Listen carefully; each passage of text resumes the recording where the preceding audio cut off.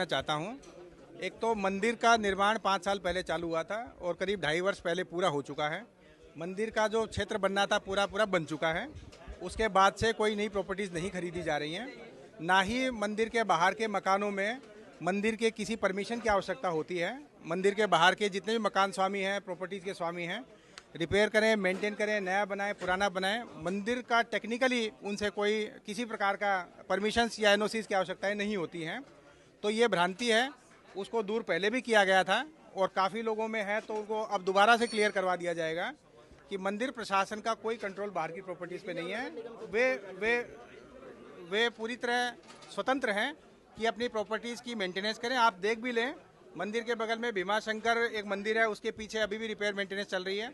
अन्नपूर्णा मठ की तरफ रिपेयर मेंटेनेंस एक बिल्डिंग में चल रही है। ये भी मंदिर के आसपास की प्रॉपर्टी है, लेकिन मंदिर का इसमें कोई कहना नहीं होता है क्योंकि मंदिर टेक्निकली अथॉरिटी नहीं रखता है बाहर की प्रॉपर्टीज़ पे।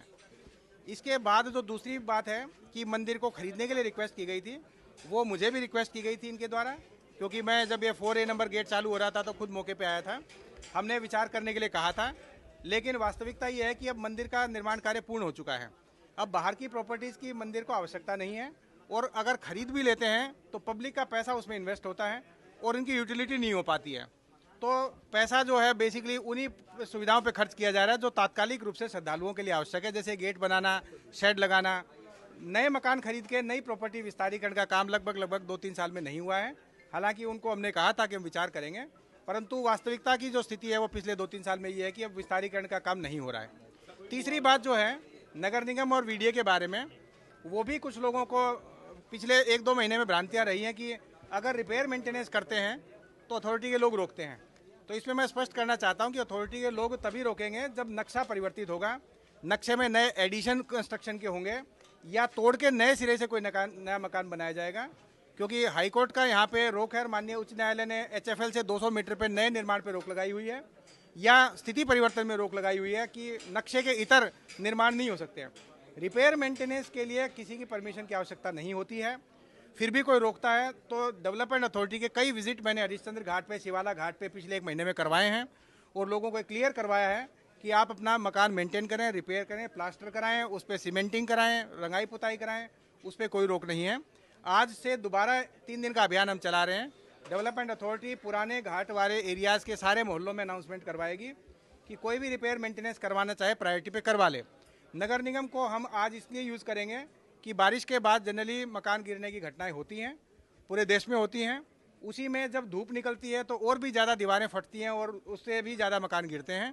तो जितने भी मकान डिलेपिटेटेड हैं, नगर निगम के माध्यम से वीडीए के साथ जोड़ के उनको हम इस प्रचार में लगा रहे हैं कि ऐसे लोग टेम्परेरीली अपने घर खाली कर लें, रिपेयर मेंटेन कर लें, तब उस घर में स्थानांतरित हो जाएं। तो आज से इसमें करीब 50 के आसपास मकान चिन्हित किए गए थे नगर निगम के द्वारा, लेकिन समस्या तब आती है जब वो मकान खाली करके लोगों को रिपेयर करना होता है।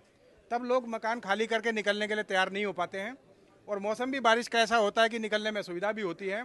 तो वो प्रैक्टिकली इन्फोर्समेंट की समस्या आ जाती है, क्योंकि खाली कराना तो नगर निगम की जिम्मेदारी है, या डिलेपिटेटेड हो जाए तो तोड़ने की जिम्मेदारी नगर निगम की है, लेकिन रिपेयर मेंटेन कराने की जिम्मेदारी किसी सरकारी विभाग की ना होके केवल मकान स्वामी की होती है। इस वजह से दिक्कतें आती हैं कि वो जो है मेंटेनेंस करने में कई बार डिले करते हैं। लेकिन अनाउंसमेंट करने के बाद ये प्रॉपरली कम से कम जानकारी देने का काम हम लोग प्रशासनिक रूप से आने वाले 3-4 दिन में करेंगे, क्योंकि बारिश का मौसम और आगे ये काम 2-3 महीने चलता रहेगा। अभी बाढ़ का भी समय बाकी है वाराणसी में, तो 2-3 महीने आगे दिक्कत ना आए, इसलिए हम लोग प्रयास कर रहे हैं कि जिनके भी मकान डिलेपिटेटेड हैं वे रिपेयर मेंटेन करवा लें। उन्हें कोई रोका टोकी करे तो उनको एक हेल्प नंबर जारी वीडीए से मैं करवा दे रहा हूँ। साथ ही साथ नगर निगम के माध्यम से जो प्रॉपर्टीज़ 50 के आसपास चिन्हित हैं उनको नोटिस करवा रहे हैं कि वो भाई थोड़े दिनों दूसरे मकान में रहें, और जब मकान की मरम्मत हो जाए तब वापस अपने मकान में शिफ्ट करें। इसमें जो भी ड्यू मुआवजा मिलेगा, क्योंकि एक दुखद मृत्यु हुई है, इसमें 9 लोगों का रेस्क्यू हुआ। एक महिला जो अनफॉर्चुनेटली, जैसा कि रेस्क्यू टीम ने बताया कि उनके नेक के ऊपर कोई ज़्यादा हैवी ऑब्जेक्ट गिरने की वजह से उनकी डेथ हुई। तो मुआवजा ड्यू प्रोसेस में जितना भी है वो आज ही दिलवाया जाएगा। साथ ही जो घायल है उनका फ्री उपचार कराया जा रहा है, उसका भी मुआवजा का जो प्रावधान है वो दिलवाया जाएगा। मकान के मुआवजे का जो प्रावधान है वो भी दिलवाया जाएगा। साथ ही अभी प्रशासनिक मशीनरी लगा के सारा शेड हटवा के और व्हीकल मूवमेंट करवा के सारा मलबा क्लियरेंस का काम भी चालू कराया जाएगा, इस गली में जितना बिजली पानी रिस्टोर होना है वो काम भी अब चालू होगा। अब नेक्स्ट प्रायोरिटी जो है वो मुआवजा वितरण, ये मलबा का क्लियरेंस, यही है। पहला जो प्रायोरिटी थी रेस्क्यू की, वो लकीली भगवान विश्वनाथ के आशीर्वाद से सकुशल हुई है और उसके लिए काफ़ी लोग, परिवार के लोग या बाकी लोग संतुष्ट भी।